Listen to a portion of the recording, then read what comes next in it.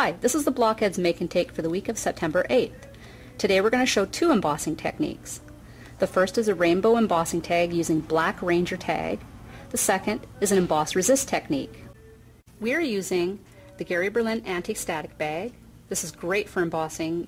It prevents artifacts from going onto your embossing area. We're using Ranger Black No. 5 tags, Versamark watermark stamp pad, Adirondack embossing powders, butterscotch, moss, and cranberry. And we're using our own Blockheads swirl star, and we're also using an embossing heat tool. Our first step is that we're going to take the anti-static bag and we're going to lightly stroke it over the surface of the tag. It's got kind of a powdery residue. And the purpose of this is to prevent any sort of residual pieces of embossing powder from marring your stamped image. Then we're going to take the Versamark pad and we're going to actually apply that to our swirl star stamp. And then we're going to stamp it randomly across the surface of the tag. It will show up clear because it's not meant to be colored. It's meant to provide a resist surface for your embossing powder.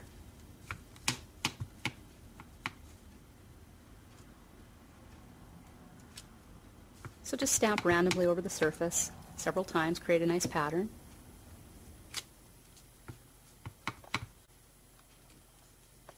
Then we're going to take our Adirondack embossing powders. We're going to do one color at a time. We're going to start with butterscotch.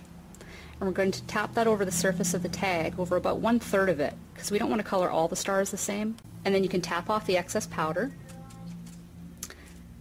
and take the remaining powder and tap it back into the jar. You just use your paper that you're catching your embossing powder on. Roll it up a bit. Goes right into the jar nicely. Then we're going to take the moss, do the same thing. Apply liberally over the surface of the tag. And don't worry about having too much. I mean, again, you can just tap it off and put the rest back in the jar.